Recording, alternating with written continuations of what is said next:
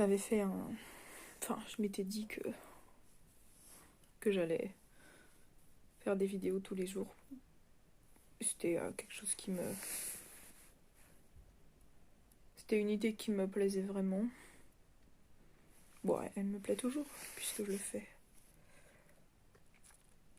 Donc dans la vidéo d'hier, je disais que aujourd'hui je voyais mon psychologue, que je vois environ une fois par semaine. Je mes règles aussi aujourd'hui et il faut savoir que quand on a ces règles, le, les hormones qui viennent avec ça, quoi, elles jouent aussi sur le système de... euh, sur le niveau de sérotonine. Je suis épuisée. C'est pour ça que j'ai du mal à parler.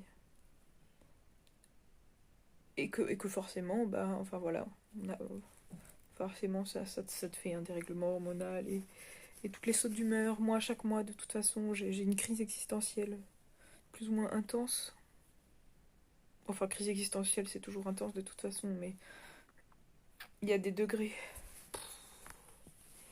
Euh, et donc, en fait, je me suis lavé les cheveux ce matin, mais là, c'est pas la joie.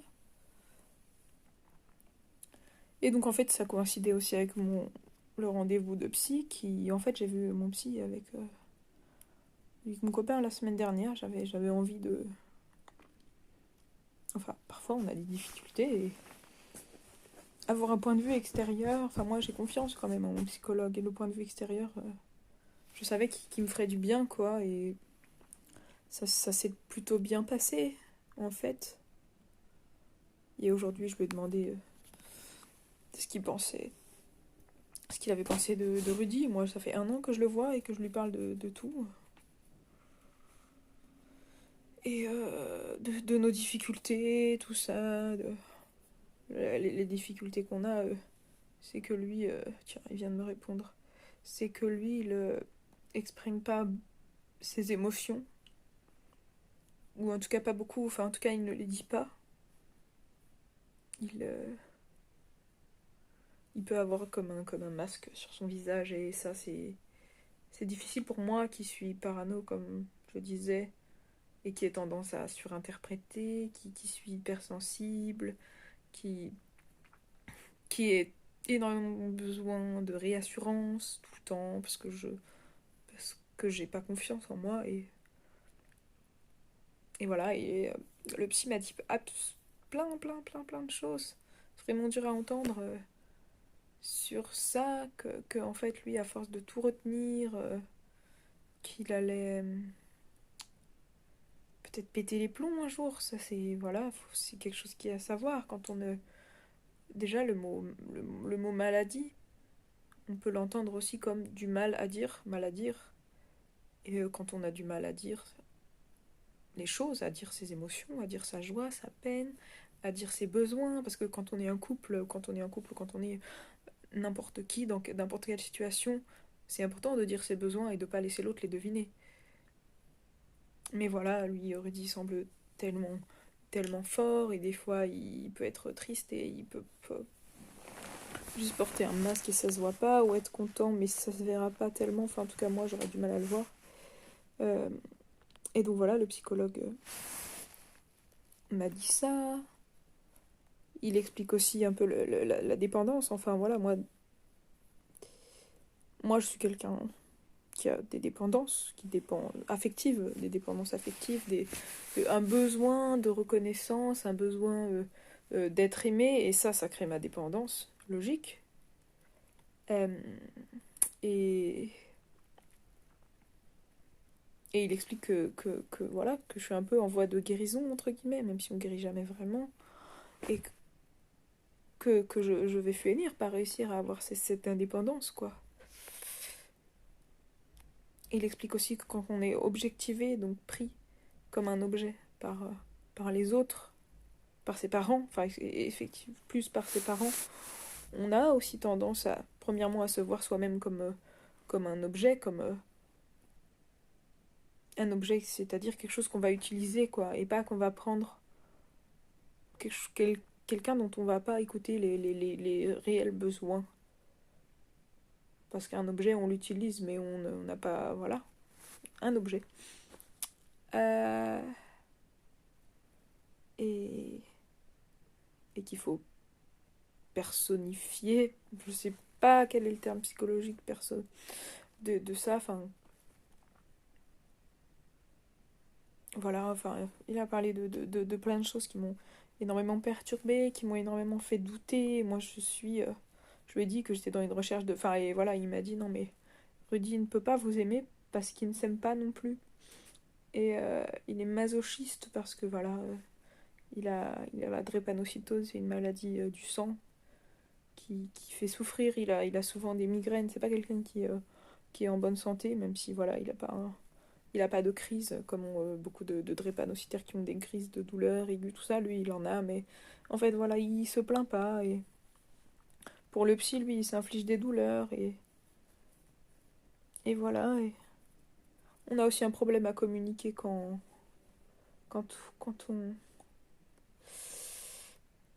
on se dispute. Lui, il va se braquer, il va lâcher prise. Parce que moi, je peux devenir. Si vous lisez le livre sur Je pense trop euh, de, de Christelle Petit-Colin, qui est très bien, euh, elle en parle au début du fait que dans des situations compliquées, on peut complètement perdre, court-circuiter. Et moi, ça m'arrive d'avoir des courts-circuits, de ne plus savoir quoi faire. Et voilà, et c'est vrai que dans ces cas-là, je ne sais plus raisonner. Et je peux dire... Enfin voilà, je peux aussi me laisser emporter par la colère, ça comme tout le monde. Et lui, dans ces cas-là, il se barre, il lâche prise. Et en fait, après, pendant parfois une soirée, une nuit, des jours, il peut ne pas parler. Donc voilà, donc suite à ma séance, moi, telle que je suis, je suis allée manger avec lui à la fac, comme tous les jours, et je lui ai dit, voilà, c'est comme je suis, quoi. Le psychologue m'a conseillé euh, de faire un peu profil bas, mais il me disait aussi, voilà, un jour vous aurez peut-être plus besoin de lui, mais pour l'instant, vous dépendez de lui financièrement, ce qui est vrai, enfin. Enfin, je veux dire, c'est pas ça, moi, toute seule j'y arriverai, mais seulement je suis bien avec lui, enfin, voilà, et du coup j'ai douté. Et lui, il était pas du tout content. On a vraiment eu des discussions pendant longtemps, pendant plusieurs, enfin 2 heures au moins à la fac, pour essayer de se comprendre. Moi, je le croyais pas, j'ai du mal à le croire. J'ai du mal à croire que vraiment qu'il s'aime sincèrement. Parce que oui, je sais pas si j'ai dit, le psy, ce qu'il me disait, c'est quand on s'aime, quand on ne s'aime pas, on ne sait pas non plus aimer les autres. On peut pas, quand on ne s'aime pas, on peut pas aimer les autres, c'est connu. Ouais, mais moi je suis plutôt d'accord. Enfin, en tout cas, on ne peut pas les aimer bien, quoi. J'ai dit, mais moi, tu sais, je me défends parce que Rudy, il me reprochait de pas me défendre. Il me dit, quand le psychologue te dit ça, pourquoi t'es pas capable de lui dire, ben non, c'est pas vrai, c'est pas comme ça, machin. Mais bon, je dis, moi, je suis face à un psychologue en qui j'ai confiance, qui m'a déjà beaucoup aidé, qui a souvent une vision juste, à qui j'ai besoin de faire confiance, en fait, pour avancer. C'est quoi ce machin-là? Et c'est une vis. Et remettre en question, c'est pas difficile, c'est quelque chose qui est pas simple du tout. Et moi, j'étais pas du tout heureuse d'entendre, ah oui, bah, enfin, Rudy, il ne vous aime pas, il ne vous aime pas. J'ai dit, mais Rudy, moi, je sens qu'il m'aime. Oui, oui, on peut plutôt appeler ça de la dévotion. Je dis, ouais, d'accord. Mais au fond, notre relation, je la connais, notre amour, l'un pour l'autre, je le sens profond, moi. Mais j'arrive pas à me défendre et à dire, non, je redis, je l'aime profondément, je sens que son amour, il est profond. C'est le premier homme qui... Mais c'est le premier homme où j'ai l'impression qu'il m'accepte tel que je suis. C'est pas toujours facile de vivre avec quelqu'un qui n'a pas confiance en soi, qui est bordélique, Enfin voilà, on a nos différences qui sont énormes. Il est africain, il est carré, il est un peu rigide, et moi je suis évaporée, je sais pas comment dire. Je suis un peu dans tous les sens, quoi. Même beaucoup, hein. voilà, éparpillée. Ça c'est un mot que j'utilise souvent pour me définir. Je suis éparpillée et on est différents. Et cette différence, elle est riche pour nous. Mais ça, je suis complètement déstabilisée, complètement perdue. Je vis, je sais qu'il faut que je fasse attention. Voilà, quand on va pas bien, les filles, si un jour il y a des filles qui me regardent, quand on va pas bien, et même je peux me le dire à moi, au moment des règles, il faut toujours se dire, ah, même si c'est 2 semaines avant, c'est ça. Je vous jure que d'avoir la cause, ça fait du bien, parce que moi, quand j'étais plus jeune et que je comprenais pas, que j'avais vraiment un syndrome prémenstruel très fort et que je comprenais pas, c'est mon médecin qui est très bien qui m'a expliqué ce que c'était le syndrome prémenstruel et qu'on avait vraiment une baisse de sérotonine et que notre corps il était vraiment occupé à autre chose. Et puis il y a aussi ce livre dont j'ai parlé aussi hier de euh, Esté Pincola, elle s'appelle, je sais mais peu importe, femme qui court avec les loups. Elle explique aussi que euh, les règles c'est un renoncement, c'est une petite mort. On a un cycle qui est vie, mort, vie. Les règles, c'est la mort de notre projet d'enfant. C'est la pour ce mois, c'est un petit cycle, c'est un cycle, ça s'appelle un cycle. Et quand on vit ces règles, quand on perd ses ovules, enfin, voilà, on perd la possibilité à ce moment d'avoir un enfant. Et c'est comme un micro-deuil à faire, vraiment.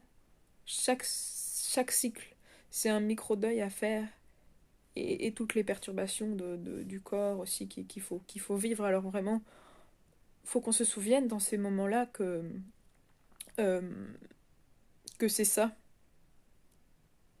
Il est bien aussi d'accepter la fragilité de ce moment-là, de la dire, parce que les hommes ne comprennent pas, de dire notre sensibilité, qui est, voilà, alors quand en plus on est comme moi hypersensible, et bien pendant les règles on est hyper sensible, et il y a ce deuil à faire, quoi.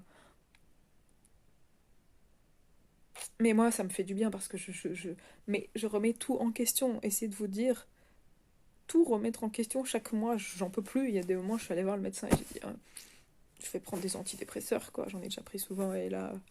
Même s'ils sont microdosés, je prends des antidépresseurs comme ça, j'aurais pu cette crise parce que là, ça me fatigue, je n'en peux plus. Mais bon, il reste que la crise. J'avais lu un livre qui est une sorte d'apologie de la crise, mais sur la crise sur le plan psychologique et pas sur le plan financier. Comment la crise, en fait, ça vient quand t'en peux plus, donc elle vient te dire quelque chose. Comme quand ton corps est en crise, il vient te dire oh, ça va pas, il y a quelque chose à changer là, attention. Ça, c'est censé être là pour te donner une prise de conscience, donc c'est positif.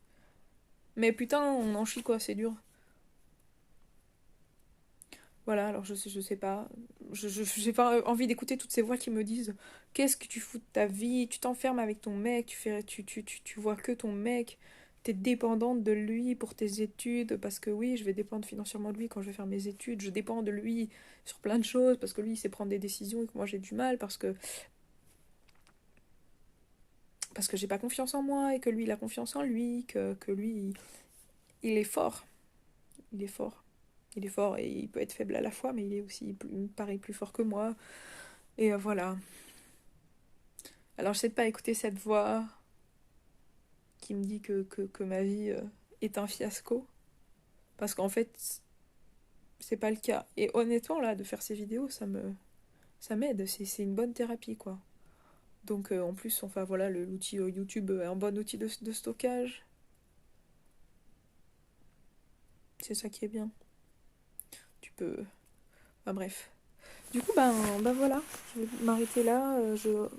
J'espère que j'aurai l'opportunité de faire une vidéo demain. Demain, j'ai cette journée de formation l'après-midi. Je sais plus quoi faire avec le psy non plus. Si je prends un rendez-vous ou pas avec lui pour lui dire ah, c'est tout ce que vous m'avez dit là sur mon mec. Bah lui, il est pas d'accord. Il est pas d'accord du tout. Et puis, il veut plus revenir vous voir. Et puis pourquoi vous dites ça? Et puis, oh voilà. Vous avez idée comment je me sens maintenant? Voilà. Allez, à demain.